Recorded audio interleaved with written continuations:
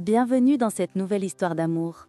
Si vous aimez les récits romantiques comme celui-ci, pensez à vous abonner et à activer la cloche pour ne rien manquer.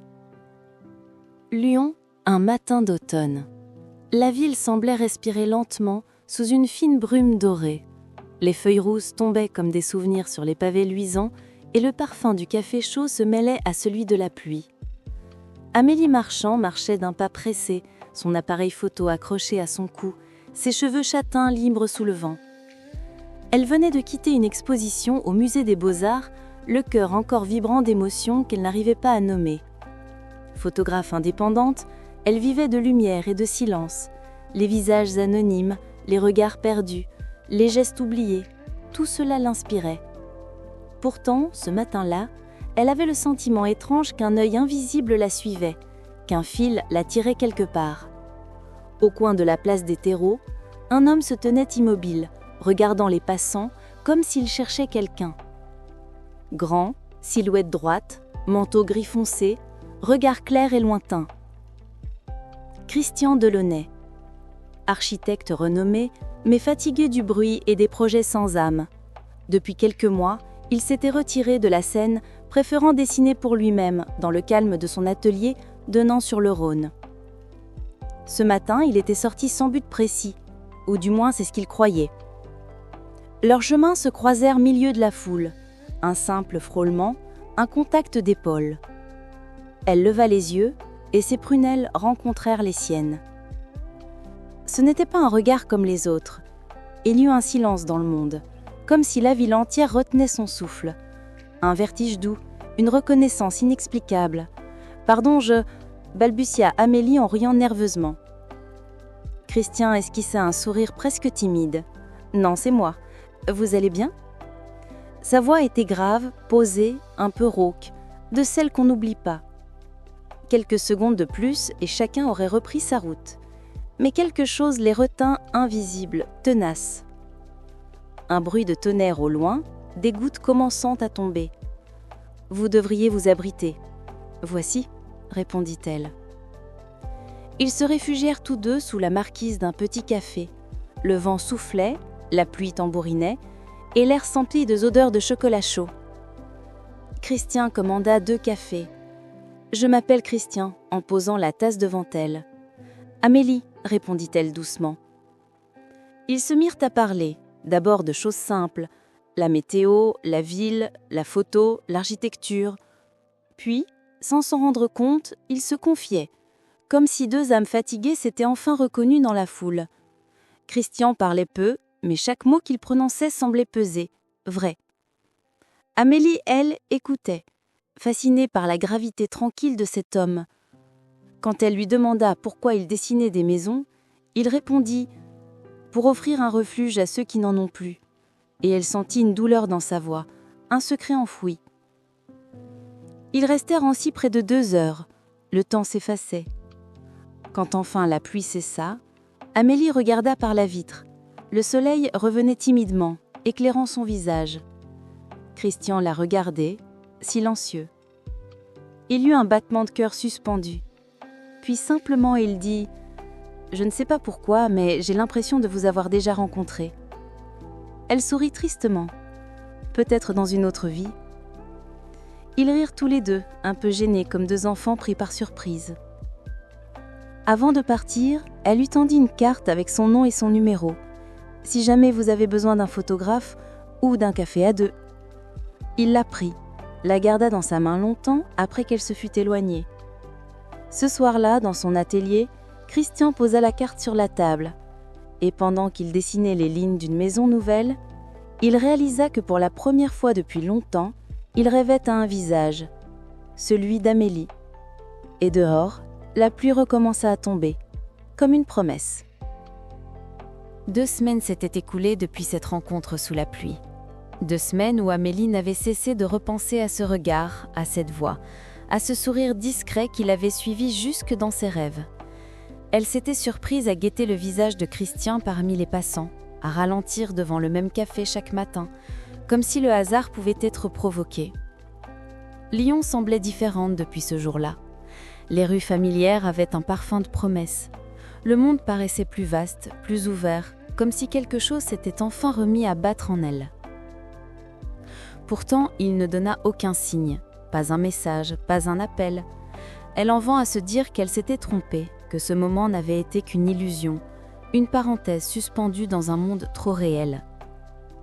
Mais le destin, lui, n'aime pas les histoires inachevées. Ce matin-là, Amélie avait rendez-vous avec une rédactrice de magazine pour présenter son portfolio. Elle entra dans le café Les Deux Rives, un lieu qu'elle aimait pour sa lumière douce et son parfum de vanille. Elle s'installa près de la fenêtre, sortit ses photos, tenta de calmer le tumulte dans sa poitrine. Elle n'avait pas remarqué que, de l'autre côté de la salle, un homme la regardait. Lui, Christian, assis seul avec un carnet de croquis ouvert, un café noir fumant devant lui. Il n'avait pas prévu de venir ici. Il ne savait même pas pourquoi ses pas l'y avaient conduit. Mais dès qu'il la vit, son cœur fit un bond. Elle était là. Amélie parlait avec la rédactrice, souriante, concentrée. Chaque geste, chaque mouvement d'elle semblait naturel, vrai. Et Christian, lui, se sentit pris d'une étrange hésitation. Devait-il s'approcher, la saluer, ou simplement l'observer, comme une page qu'on n'ose pas relire de peur d'en perdre la magie? Il resta là immobile. Puis, lorsque la rédactrice partit, il se leva enfin. Mais au moment même où il fit un pas vers elle, son téléphone sonna. Un appel urgent, un client. Il recula, répondit à contre-cœur, le regard toujours fixé sur Amélie qui rangeait ses affaires. Quand il raccrocha, elle n'était plus là. Une fois encore, ils s'étaient manqués. Les jours suivants, leurs chemins continuèrent à se croiser sans qu'ils le sachent. Un soir d'hiver, elle photographiait un vieux pont illuminé par la lune. Au même instant, Christian passait dessous en voiture. Un autre jour, elle exposait ses clichés dans une petite galerie du quartier Saint-Paul et il entra 1 heure après qu'elle soit partie. Leur vie se frôlait, comme 2 lignes parallèles refusant encore de se rejoindre. Mais le hasard finit toujours par s'impatienter. Un soir de novembre, Amélie reçut un appel inattendu d'une amie. « On cherche un photographe pour une exposition sur l'architecture contemporaine. Tu es libre demain ?» Elle accepta sans réfléchir. Le lendemain, elle arriva dans une salle blanche et moderne, remplie de maquettes, de plans et de tableaux. Elle installait son matériel lorsqu'une voix derrière elle dit « Faites attention, celui-là est fragile ». Elle se retourna. Christian. Il tenait une maquette de verre et de bois entre ses mains. Ses yeux clairs la fixaient, surpris, presque émus. Pendant quelques secondes, ils restèrent silencieux, le temps semblant suspendu entre eux. « Vous ?» murmura-t-elle. « Vous ?» répondit-il dans un souffle. Ils éclatèrent de rire, comme si ce moment réparait tous les rendez-vous manqués. Ils passèrent l'après-midi ensemble. Elle photographiait, lui expliquait les lignes, les volumes, la manière dont la lumière pouvait transformer une structure en émotion. Ils parlaient avec une aisance déconcertante, comme s'ils se connaissaient depuis toujours. Et parfois, sans le vouloir, leurs regards se croisaient trop longtemps, leur silence devenait trop lourd. À la fin de la journée, Amélie s'assit sur un banc face au Rhône. Christian la rejoignit, les mains dans les poches. Le soleil se couchait lentement, teintant l'eau de reflets d'or et d'ambre. « Vous croyez au hasard ?» demanda-t-elle doucement. Il resta silencieux un moment, avant de répondre. « Je crois que certaines rencontres sont écrites, même si elles se font attendre. » Elle sourit, le regard perdu dans l'horizon. Le vent jouait avec ses cheveux, et Christian sentit un élan irrésistible, le désir de la toucher, de lui dire qu'il ne voulait plus la laisser filer. Mais il se retint. Il y avait dans ses yeux une douceur qu'il craignait de briser. Alors il se contenta de dire « Amélie, demain, j'aimerais vous revoir. Sans exposition, sans prétexte, juste vous. » Elle tourna la tête vers lui, surprise, émue. « Demain ? Même café ? » « Même café, répondit-il avec un sourire. Ce soir-là, Amélie rentra chez elle le cœur battant. Elle posa son appareil photo, s'allongea sur le canapé, le visage illuminé d'un sourire qu'elle n'arrivait pas à effacer. Christian, lui, resta longtemps debout dans son atelier. Il prit une feuille blanche, traça les contours d'une maison, puis ajouta une silhouette de femme derrière une fenêtre. Il signa au bas du dessin « A.M. Amélie Marchand ». Le destin venait, enfin, de tracer sa première ligne. Le lendemain, Amélie arriva au café Les Deux Rives avant l'heure. Son cœur battait vite, comme à la veille d'un rendez-vous important, mais aussi fragile. Elle avait choisi une robe simple, couleur crème, et attaché ses cheveux avec une barrette en perles. Elle voulait être naturelle, mais tout en elle trahissait une impatience qu'elle n'avait pas connue depuis longtemps. Le café était calme, baigné par la lumière du matin. Elle prit place à la même table que la première fois, celle près de la fenêtre. Sur la table, elle posa distraitement son appareil photo. C'était devenu presque un talisman, un bouclier silencieux entre elle et le monde. Les minutes passèrent. Puis, une ombre familière se dessina sur le trottoir. Christian arrivait. Il entra, le sourire aux lèvres, tenant dans ses mains un petit bouquet de fleurs sauvages, maladroit, touchant, inattendu. Amélie ne put s'empêcher de rire doucement. « Vous savez que les fleurs sauvages sont mes préférées ? Je me doutais qu'elles le seraient, » répondit-il. Ils restèrent ainsi, l'un en face de l'autre, à parler de tout et de rien. De la ville, de la lumière, de leurs rêves d'enfance. Christian était plus détendu que les fois précédentes, presque joueur parfois. Mais par instants, une ombre passait dans son regard, fugace, comme un souvenir qu'il refusait d'évoquer. Plus tard, alors qu'il se promenait le long du Rhône, Amélie proposa de le photographier. « Pour me souvenir de vous autrement que par un croquis », plaisanta-t-elle. Il accepta, un peu gêné. Elle prit plusieurs clichés, le soleil derrière lui, jouant avec les reflets de l'eau. Et sur la dernière photo, elle le surprit à sourire, un vrai sourire, rare, sincère. Quand elle rentra chez elle, elle développa les images sur son ordinateur. Et c'est là que tout commença. Parmi les clichés, un détail attira son attention. Derrière Christian, sur le mur d'un vieux bâtiment, une fresque presque effacée montrait une scène qu'elle connaissait bien. Un portrait, un dessin d'enfant, celui d'un petit garçon et d'une jeune femme. Le trait était familier, très familier. Amélie sentit un frisson la traverser. Elle chercha dans une boîte en métal qu'elle gardait dans son armoire. Une boîte pleine de vieilles photos trouvées dans un vide-grenier quand elle avait 17 ans. Elle les avait achetées à une vieille dame dans le Beaujolais. Parmi elles, une photo en noir et blanc montrait un petit garçon d'une dizaine d'années, debout devant une maison effondrée, tenant la main d'une jeune fille de son âge. Au dos, une inscription. Christian et Amélie, été 1998. Son souffle se coupa. Elle relut, encore et encore. Était-ce possible ? Une coïncidence ? Elle prit la photo, la compara au visage de Christian adulte. C'était lui. Les mêmes yeux, la même expression grave. Et cette jeune fillette, aux taches de rousseur et au sourire timide, c'était elle. Ou du moins, c'était son prénom, son âge, sa région. Mais elle n'avait aucun souvenir de cet été-là. Le lendemain, ils se retrouvèrent de nouveau, cette fois dans l'atelier de Christian. Un lieu immense et apaisant, rempli de plans, de maquettes et de dessins inachevés. La lumière passait à travers de grandes verrières, effleurant les murs couverts de croquis et de photos d'architecture. « C'est magnifique », murmura Amélie. « C'est mon refuge », répondit-il. « Ici tout a un sens, même le silence. » Ils s'assirent près d'une grande table. Christian lui montra ses projets, ses maquettes, la manière dont il voyait la ville. Puis son regard tomba sur une vieille boîte en fer posée dans un coin de l'atelier. « C'est quoi, ça ?» demanda-t-elle. Il hésita un instant, puis ouvrit la boîte. À l'intérieur, des lettres, des photos jaunies et un vieux dessin d'enfant représentant deux silhouettes sous un arbre.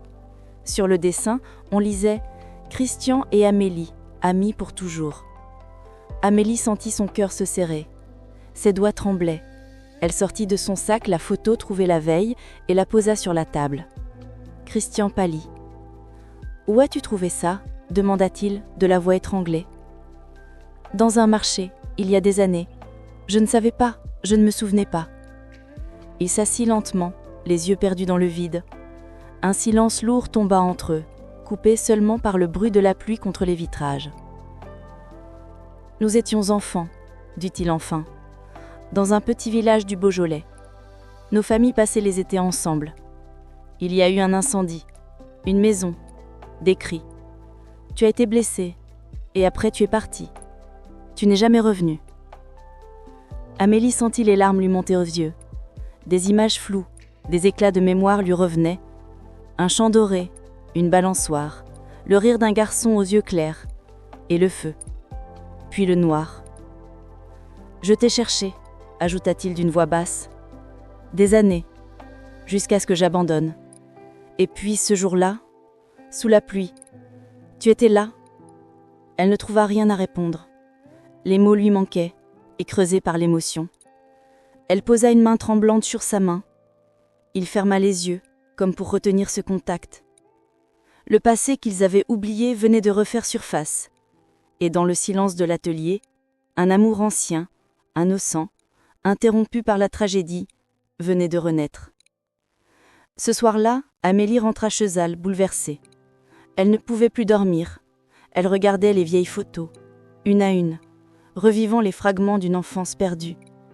Et au milieu de ses larmes, elle comprit que ce qu'elle ressentait pour Christian n'était pas seulement de l'attraction. C'était une mémoire du cœur, quelque chose d'éternel. Elle écrivit dans son carnet avant de s'endormir. « Nous nous sommes retrouvés 2 fois, la première, enfant, avant la nuit.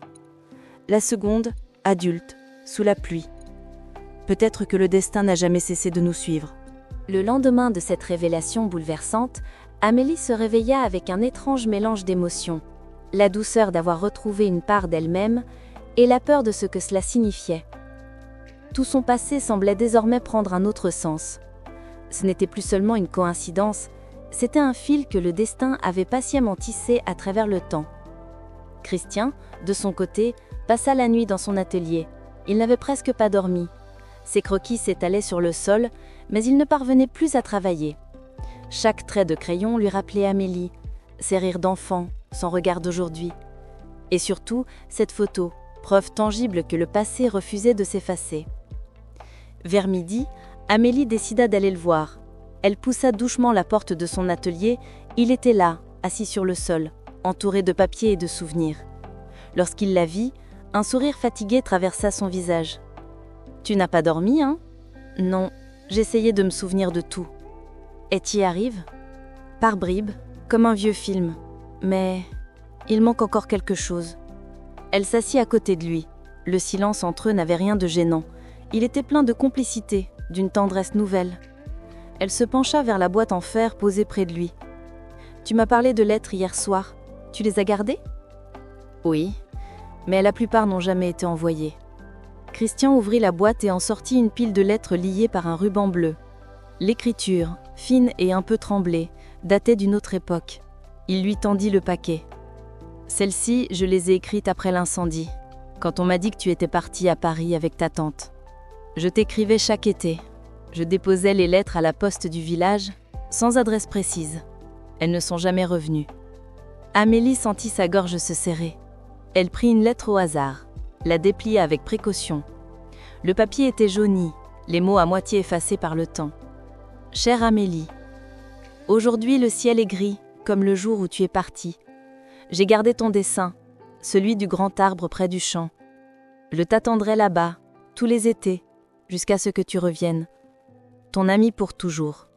Christian. » Elle ne put retenir ses larmes. Les mots vibraient encore, simples mais sincères, comme la promesse d'un enfant resté suspendu dans le temps. « Je ne savais pas, » murmura-t-elle. « Je sais. Personne ne pouvait savoir. » Mais ce n'était pas tout. Au fond de la boîte, Amélie remarqua une enveloppe scellée, plus ancienne, sans timbre, sans nom. Elle la prit. « Et celle-là ?» Christian fronça les sourcils. « Je ne me souviens pas d'avoir mise là. » Ils échangèrent un regard. Amélie ouvrit doucement l'enveloppe. À l'intérieur, une feuille pliée et un petit médaillon en argent. Sur la feuille, une écriture d'adulte, féminine. Elle lit à voix haute. « Mon cher Christian, si jamais cette lettre t'arrive, sache que ta mère t'a toujours protégé, même dans le silence. La petite Amélie a été emmenée pour être soignée. Tu ne pouvais pas la revoir, c'était trop dangereux. Mais un jour, je suis sûre que la vie te la ramènera. Garde ce médaillon, c'était à elle. Maman. » Christian ferma les yeux, bouleversé. Le médaillon, un petit cœur d'argent, s'ouvrait sur une miniature, 2 enfants main dans la main. C'est incroyable, je n'ai jamais su que ma mère avait gardé quelque chose d'elle. Amélie, les larmes aux yeux, sortit instinctivement la chaîne qu'elle portait autour du col. Au bout, un pendentif identique. Ils restèrent un long moment sans parler, leurs regards se mêlant dans le silence vibrant de l'atelier. Tout semblait clair à présent. Leur vie n'avait jamais cessé d'être liée. Les jours qui suivirent furent faits de confidences et de découvertes. Christian montra à Amélie les croquis qu'il dessinait depuis des années sans comprendre pourquoi. Toujours les mêmes formes, la même silhouette d'arbre, la même maison. « C'était le chêne, notre chêne », dit-elle en souriant. « Je crois que mon inconscient me ramenait toujours vers toi. » Amélie photographiait l'atelier, les objets, les dessins. Elle voulait garder trace de ce passé retrouvé, non pour le pleurer, mais pour le célébrer. Et petit à petit, leur lien prit une dimension nouvelle, plus douce, plus profonde. Un soir, alors que la ville s'endormait, Christian lui dit « J'aimerais reconstruire la maison du Beaujolais, celle de nos étés, pas comme elle était, mais comme on la rêvait. Tu veux dire pour nous ?»« Oui, pour nous, pour boucler le cercle. » Quelques semaines plus tard, ils partirent ensemble pour la campagne. Le village était toujours là, presque figé dans le temps. La colline, le grand arbre, tout semblait les attendre. Amélie marcha jusqu'à l'endroit exact où l'ancienne maison se dressait autrefois. L'air sentait la terre et la nostalgie. « Tu te souviens ?» demanda-t-elle. « Oui, tout. Chaque pierre, chaque arbre. » Ils passèrent la journée à dessiner, à prendre des photos, à rire. Et en fin d'après-midi, Christian sortit la lettre et le médaillon. Il les enterra doucement sous le chêne, pour que le passé repose enfin. Amélie posa sa main sur la sienne. Et pour que le futur commence ici. Ce soir-là, ils restèrent longtemps côte à côte, sans parler. Le soleil se couchait derrière les collines, enveloppant la campagne d'une lumière dorée. Amélie posa sa tête sur l'épaule de Christian, et pour la première fois depuis leur enfance, il lui prit la main, non plus comme un ami, mais comme un homme qui sait qu'il a retrouvé la femme qu'il cherchait toute sa vie. Sous le grand arbre, la brise emporta leur rire, et les feuilles murmurèrent comme un souvenir revenu à la vie. L'hiver était arrivé à Lyon. Les lumières de Noël éclairaient les rues et la ville se parait d'un éclat doré. Mais dans l'atelier de Christian, c'était une autre lumière qui brûlait, celle douce et vivante qu'Amélie avait rallumée en lui. Depuis leur retour du Beaujolais, ils passaient presque chaque jour ensemble. Elle photographiait ses créations et il dessinait en silence pendant qu'elle développait ses clichés dans un coin de la pièce. Ils ne parlaient pas toujours, mais leur silence était plein de regards, de gestes, de petites choses simples qui ressemblaient à une vie à deux. Et pourtant, sous cette harmonie tranquille, Amélie sentait que Christian lui cachait encore quelque chose. Une douleur ancienne, une peur peut-être. Chaque fois qu'elle essayait d'évoquer son passé, il se refermait. Un soir, alors qu'elle rangeait ses appareils, elle remarqua sur la table un carnet noir, un carnet usé, sans titre. Elle l'ouvrit machinalement et son cœur se serra. Des dessins, des maisons en ruine, des visages effacés, et au milieu de tout cela, un mot répété encore et encore. Perdu, perdu, écrit comme un cri. Perdu, entouré de traits rageurs, de croquis inachevés. Elle referma le carnet aussitôt, bouleversée. Quand Christian entra dans la pièce, elle le sentit tendu. « Tu l'as lu ?» demanda-t-il d'une voix grave. « Juste quelques pages, je suis désolée. » Il resta un moment sans rien dire. Puis il s'assit, le regard fuyant. « Ce carnet, je l'ai commencé après la mort de ma mère. » Amélie se figea. Elle n'avait jamais su ce qui était arrivé à sa mère. Elle est morte quand j'avais 20 ans, d'un accident. Je venais de terminer mes études d'architecture. Elle était venue me voir sur un chantier. Il y a eu un effondrement. Elle n'a pas eu le temps de sortir. Un long silence s'installa. Amélie sentit les larmes lui monter aux yeux, mais elle ne dit rien. Il continua d'une voix tremblante. « Ce jour-là, j'ai juré de ne plus jamais aimer, parce qu'aimer, c'était perdre, et je ne voulais plus perdre. » Il se leva, fit quelques pas dans la pièce. Pendant des années, j'ai construit des murs, des tours, des maisons parfaites, mais vides. J'ai voulu contrôler ce que la vie détruit. Mais la vérité, Amélie, c'est que j'étais devenue ma propre prison. Elle s'approcha doucement. Et maintenant ?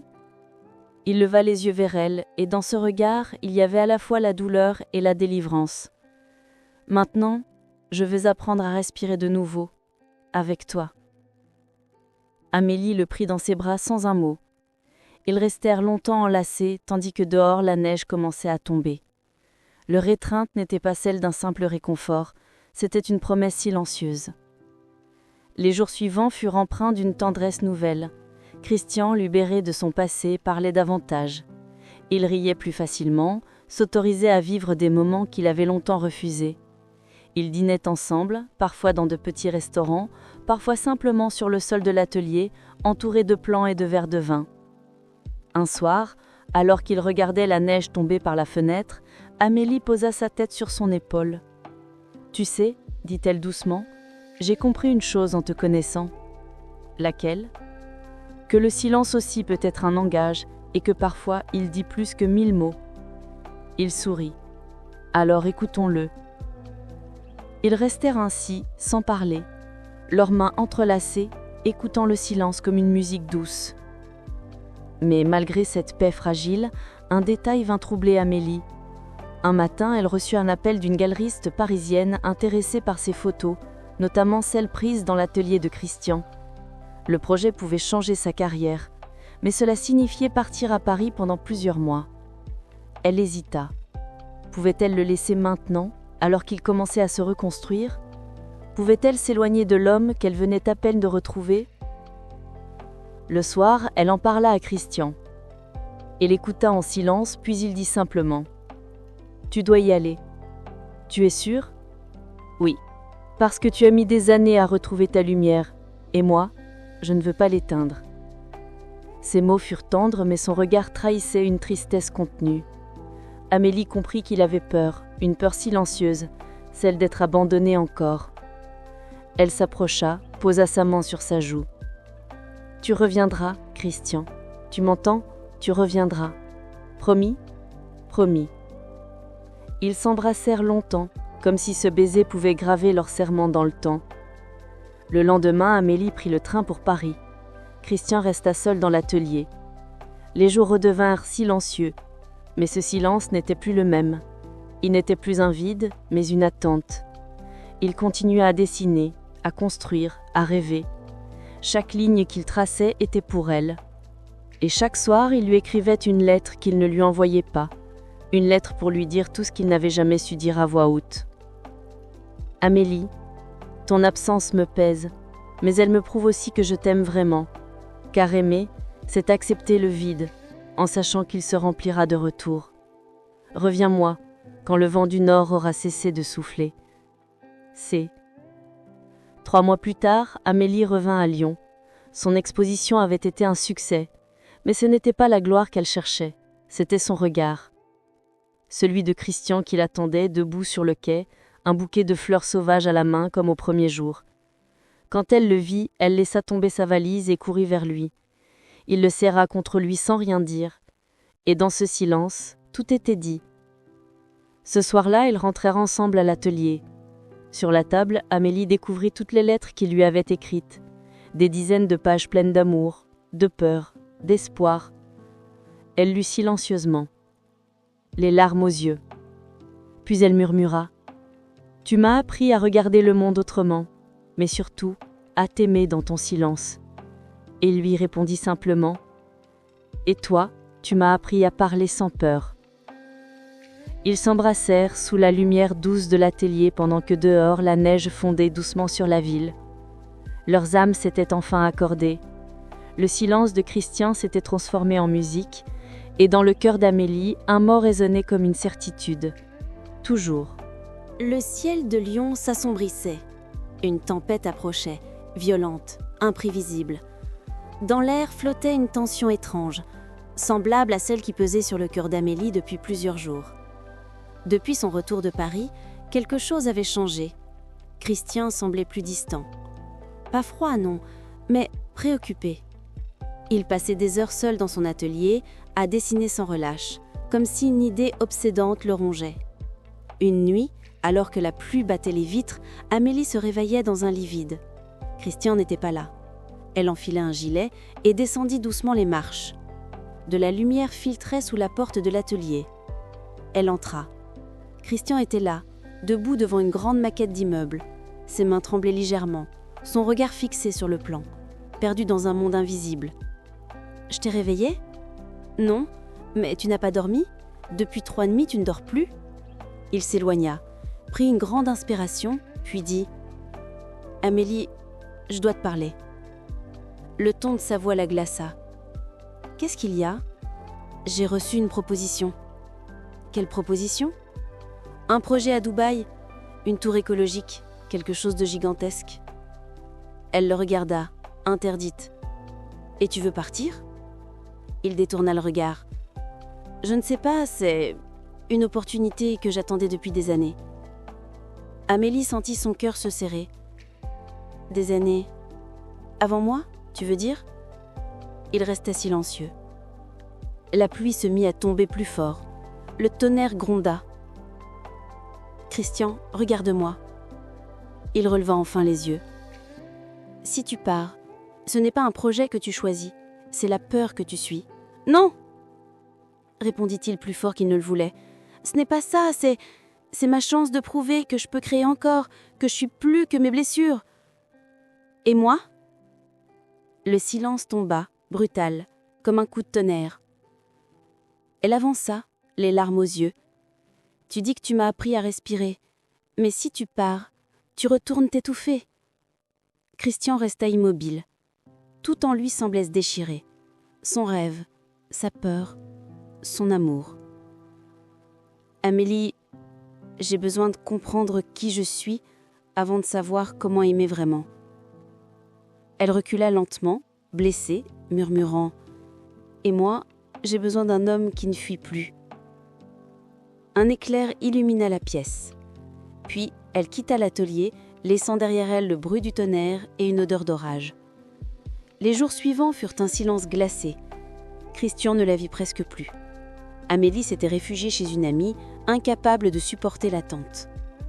Chaque nuit, la tempête grondait dans sa tête. Elle se demandait, devait-elle le laisser partir ou le retenir ? Mais pouvait-on retenir quelqu'un qui se battait contre ses propres fantômes ? Pendant ce temps, Christian travaillait, ses croquets s'empilaient, ses yeux se creusaient. Mais au fond de lui, il savait que la tour qu'il dessinait n'était qu'un prétexte. Il fuyait encore, pas Dubaï, pas Lyon, mais lui-même. Une nuit, alors que la pluie frappait encore les vitres, il prit une feuille blanche, et au lieu d'une tour, il dessina un visage, le sien à côté du sien, celui d'Amélie. Il comprit alors ce qu'il refusait d'admettre. Ce n'était pas son œuvre qui lui redonnait vie, c'était elle. Et si elle n'était plus là, aucun projet ne pourrait combler le vide. Le lendemain, il décida de la revoir. Il prit la voiture, sous une pluie battante, jusqu'à l'appartement de son ami. Lorsqu'Amélie ouvrit la porte, elle resta figée. Il était trempé, le visage fatigué, mais son regard brillait d'une clarté nouvelle. « Je ne pars pas. » Elle ne répondit pas. « J'ai compris que j'ai passé ma vie à construire des tours pour échapper au vide, mais la seule chose que je veux bâtir maintenant, c'est nous. » Les larmes d'Amélie coulèrent sans qu'elle puisse les retenir. Pourquoi avoir attendu la tempête pour le comprendre ? Parce qu'il faut parfois qu'un éclair frappe pour voir enfin la lumière ? Il s'avança, posa son front contre le sien. Leur souffle se mêla. Le tonnerre grondait encore, mais cette fois, il semblait lointain. Leur tempête, à eux, s'apaisait. Ils restèrent ainsi dans cette étreinte tremblante, jusqu'à ce que la pluie cesse. Quelques jours plus tard, il lui proposa de partir ensemble quelques jours à Annecy, pour se retrouver loin du bruit et des regrets. Là-bas, au bord du lac, la neige recouvrait tout d'un blanc apaisant. Ils marchaient main dans la main, silencieux, comme au premier jour. Et quand Amélie posa sa tête sur son épaule, il murmura « Leur âge est passé. » Elle sourit doucement. « Oui, mais la pluie a fait fleurir quelque chose. » Le soir, dans leur chambre d'hôtel, ils s'assirent face à face, un feu dans la cheminée. Christian prit la main d'Amélie et dit « Je t'ai fait une promesse silencieuse cette nuit-là à Lyon, de ne plus fuir. Je veux la tenir, chaque jour, tant que je respirerai. Alors promets-moi une seule chose, que, quoi qu'il arrive, tu reviendras toujours ici. » « Où ça ?» demanda-t-il avec un sourire. « Dans mon cœur. » Ils s'embrassèrent lentement, profondément. Le vent dehors se calmait, les flammes dansaient sur leurs visages. Et dans ce moment suspendu, il n'y avait plus de passé ni de peur, seulement eux. Cette nuit-là, au cœur du silence d'Annecy, Amélie rêva d'un futur où les orages ne seraient plus synonymes de séparation, mais de renaissance. Et dans son sommeil, Christian la serra un peu plus fort, comme pour lui dire sans mots « Je suis là et je ne partirai plus ». Le printemps s'était installé à Lyon. Après les tempêtes d'hiver, la ville respirait à nouveau. Les terrasses se remplissaient, les rues vibraient de rire et de musique. Et au cœur de cette renaissance, Amélie et Christian vivaient un bonheur calme, presque fragile, comme un matin après la pluie. Chaque jour, ils découvraient un peu plus la simplicité d'être ensemble. Des cafés partagés, des promenades sans but précis, des silences qui n'avaient plus besoin de mots. Mais derrière cette douceur, un sentiment grandissait en silence dans le cœur de Christian. Un désir nouveau, profond, qu'il n'avait jamais osé nommer. Il voulait lui offrir plus qu'une vie à deux. Il voulait lui offrir un avenir. Un matin, alors qu'il prenait le petit déjeuner sur le balcon, Amélie remarqua son air distrait. Il fixait la lumière du jour, perdu dans ses pensées. « À quoi tu penses ?» demanda-t-elle, souriante. « À toi, et à tout ce que j'aimerais encore te dire. » Elle pencha la tête, amusée. Voilà qui est rare, l'homme du silence veut parler. Il rit doucement. « Oui, mais pas aujourd'hui, pas encore. » Elle fronçait les sourcils, intriguée. « Tu caches quelque chose ?»« Peut-être, » répondit-il, énigmatique. Puis il se leva, embrassa son front et quitta l'appartement, la laissant songeuse. Les jours suivants, Christian sembla plus occupé que jamais. Il partait tôt, rentrait tard, souvent couvert de poussière ou de traces de peinture.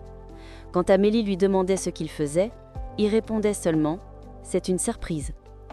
Intriguée, elle finit par suivre discrètement ses pas. Elle le retrouva dans un vieux bâtiment abandonné, près des quais du Rhône. À travers une fenêtre entr'ouverte, elle le vit travailler. Il rénovait un petit atelier, seul, avec une détermination silencieuse. Un peu plus tard, elle entra, sans se cacher. « Tu m'expliques ?» Christian sursauta, puis sourit.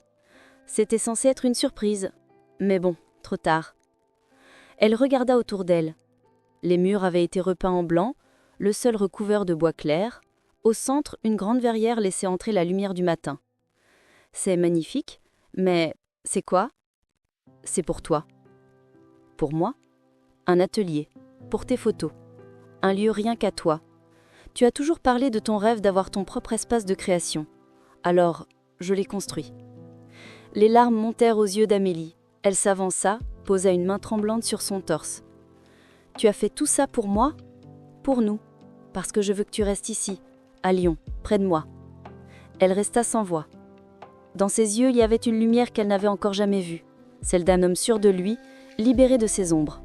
« Christian, » murmura-t-elle, « tu changes. » « Non, j'apprends simplement à aimer comme il faut. » Quelques semaines plus tard, ils inaugurèrent ensemble le nouvel atelier. Les amis d'Amélie, quelques artistes et même la vieille galeriste de Paris vinrent découvrir le lieu. Ce soir-là, Christian resta à l'écart, observant de loin la femme qu'il aimait. Elle riait, parlait, illuminait la pièce. Et il sut à cet instant précis qu'il voulait la garder à ses côtés pour toujours. Il sortit discrètement, traversa la rue jusqu'à une petite bijouterie qu'il connaissait bien. Dans la vitrine, une bague attira son regard, fine, simple, ornée d'une pierre claire, comme un éclat de matin. Il entra, hésitant. « C'est pour une demande ?» demanda le bijoutier, avec un sourire complice. Christian hocha la tête. « Oui, et j'aimerais que ce soit parfait. » Le lendemain, il invita Amélie à une escapade dans les montagnes, près du lac du Bourget. Ils partirent tôt, à bord d'une vieille quadrugue qu'il avait retapée lui-même. La route serpentait entre les forêts, et la lumière dorée filtrait à travers les arbres. Arrivés en haut d'un col, ils s'arrêtèrent sur un belvédère. Devant eux, la vallée s'étendait, majestueuse. Amélie, émerveillée, ferma les yeux et inspira profondément. « C'est beau, hein ?» dit Christian. « Oui, c'est comme si le monde souhaitait arrêter. » Il la regarda longtemps, puis sortit quelque chose de sa poche. Une petite boîte. Amélie sentit son cœur s'arrêter. Christian? Il ouvrit la boîte. La bague brillait doucement à la lumière du matin. Amélie, dit-il, la voix un peu tremblante, j'ai passé ma vie à bâtir des murs. Mais toi, tu les as traversés sans forcer. Tu as changé tout ce que je croyais savoir sur l'amour. Elle pleurait déjà. Ne dis rien encore, laisse-moi finir. Il s'agenouilla. Ce que je veux construire maintenant, ce n'est pas une maison, ni une tour. C'est une vie, avec toi. Alors, veux-tu me marier?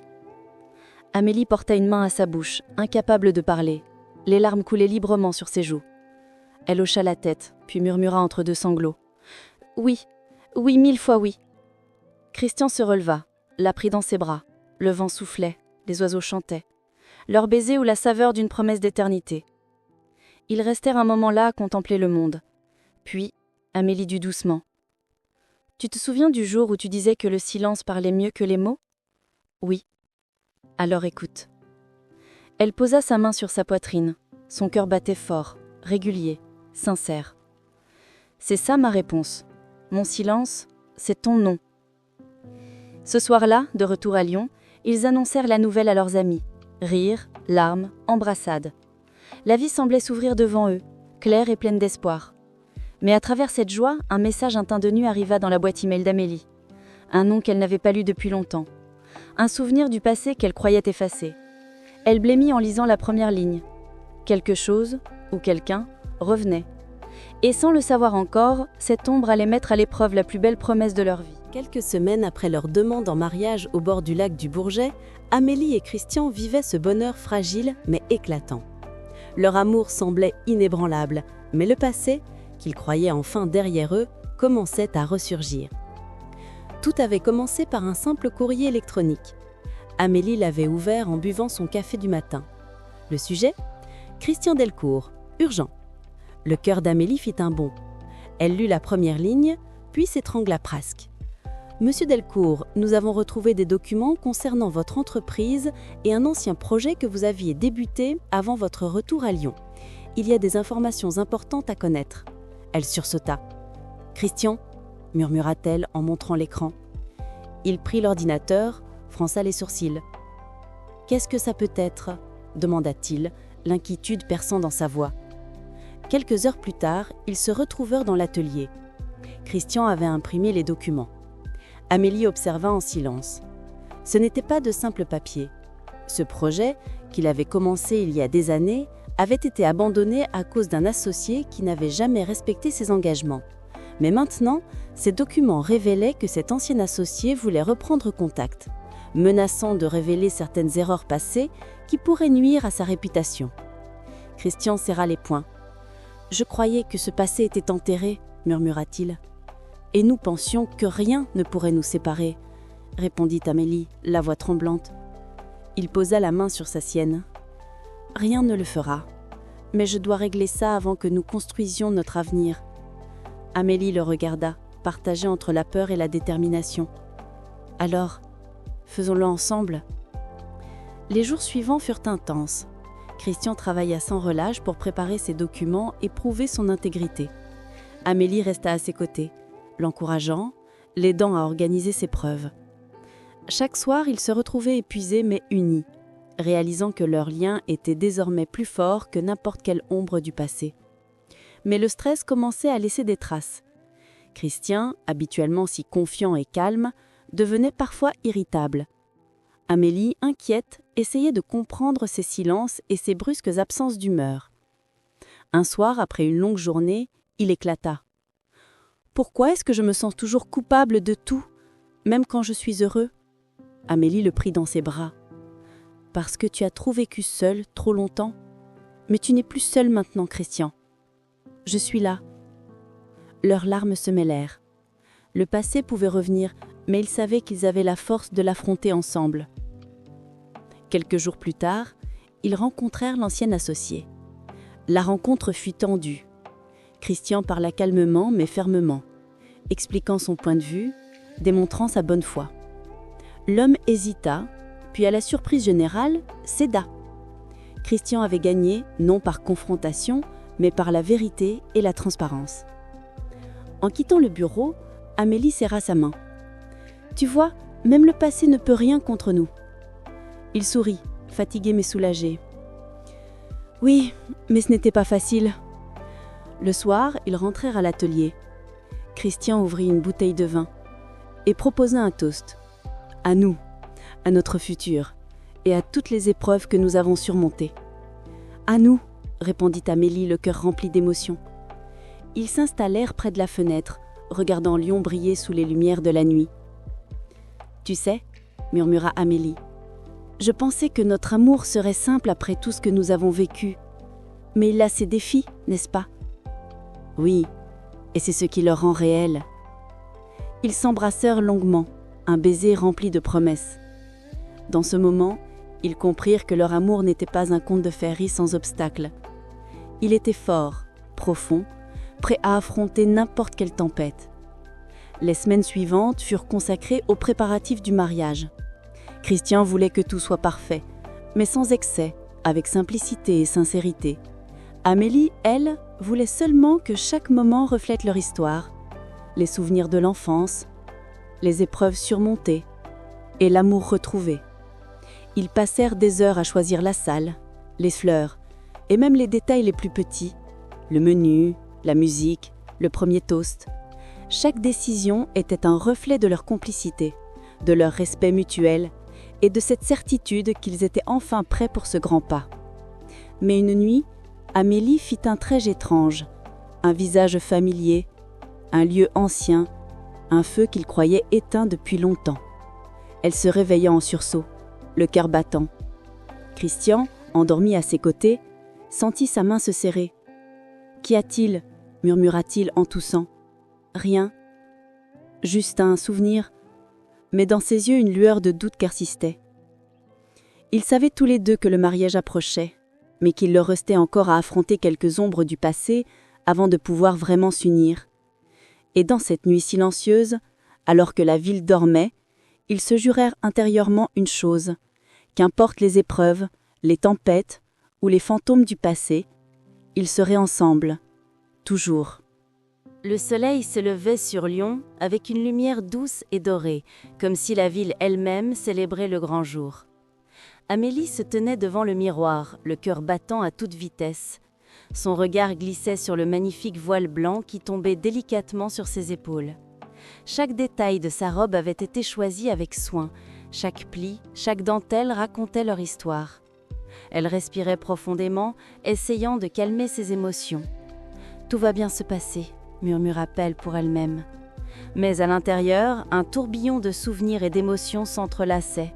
Les jours d'enfance avec Christian, les lettres oubliées, le chêne du Beaujolais, les tempêtes de leur amour. Christian, lui, se tenait dans un coin discret de la salle de réception. Le costume parfaitement ajusté, il respirait difficilement. Il n'était jamais aussi nerveux qu'aujourd'hui. Pourtant, il souriait en pensant à Amélie. Il se souvenait de tout le chemin parcouru, des silences de son cœur aux tempêtes affrontées, jusqu'à ses promesses de l'aube. Il ferma les yeux un instant et murmura « Tout pour elle, toujours ». Les invités commençaient à arriver. Les amis, la famille, les visages connus et aimés. Chacun sentait dans l'air cette tension douce, cette attente du moment où deux âmes, enfin, allaient s'unir pour toujours. Amélie descendit les escaliers avec sa mère à ses côtés. Chaque pas résonnait comme un écho du passé, chaque sourire rappelait les épreuves surmontées. Lorsqu'elle aperçut Christian au bout de l'allée, ses yeux s'illuminèrent. Il était là, droit et fort, mais avec ce même regard tendre qui l'avait toujours fait tomber amoureuse de lui. La cérémonie commença. Le maître de cérémonie parla de l'amour, de la patience et de la confiance, mais surtout de l'histoire unique d'Amélie et Christian. Il parla des lettres perdues et retrouvées, des épreuves du passé et de la force de leurs liens. Amélie sentit les larmes monter, mais cette fois, elles étaient de joie pure, de relâchement, de certitude que tout avait un sens. Christian lui prit la main. Leurs doigts s'entrelacèrent avec une force douce et rassurante. Il la regarda droit dans les yeux et murmura « Je t'aime plus que tout, et je te le promets, aujourd'hui et pour toujours. » Amélie sourit à travers ses larmes. « Moi aussi, toujours. » Les vœux furent échangés. Chaque mot résonnait avec la vérité de leurs âmes. Christian parla de ses silences, de ses peurs, de ses regrets, mais surtout de son amour inébranlable. Amélie parla de sa patience, de sa confiance et de la lumière qu'il avait fait renaître dans sa vie. Puis vint le moment des anneaux. Christian glissa délicatement la bague au doigt d'Amélie. Elle fit de même avec la sienne.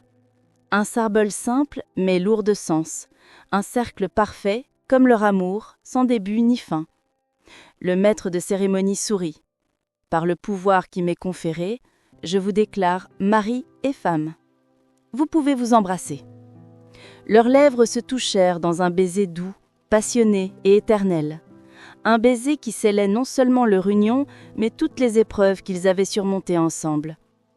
Après la cérémonie, la réception fut un mélange de rire, de musique et de danse. Amélie et Christian étaient entourés de leurs amis et familles, chacun partageant leur bonheur. Ils dansèrent sous les lumières scintillantes, les mains enlacées, les cœurs battant à l'unisson. La soirée continua avec des toasts émouvants. Christian leva son verre. À l'amour retrouvé, au silence qui parle, aux tempêtes qui nous rendent plus forts et à notre avenir ensemble. Amélie sourit et ajouta « À nous et à chaque instant qui nous a menés ici. » Alors que la nuit tombait, ils se retirèrent sur le balcon, seuls, contemplant la ville endormie. Christian posa sa main sur celle d'Amélie. « Nous avons traversé tant de choses, et maintenant, nous sommes ici. Oui, et je sais que rien ni personne ne pourra nous séparer. » Ils s'embrassèrent une dernière fois sous le ciel étoilé, la brise douce portant leurs rêves et promesses. Leurs cœurs battaient comme un seul, et dans le silence de la nuit, ils entendirent enfin la plus belle mélodie, celle de leur amour retrouvé et éternel. Ainsi s'achève l'histoire d'Amélie et Christian. De l'enfance à l'adulte, des silences aux tempêtes, de la peur à la confiance, ils avaient trouvé leur chemin vers l'union parfaite. Et maintenant, main dans la main, ils s'avançaient dans un futur plein de lumière, de rire et de promesses tenues. Leur amour, après toutes les épreuves, avait triomphé, pour toujours.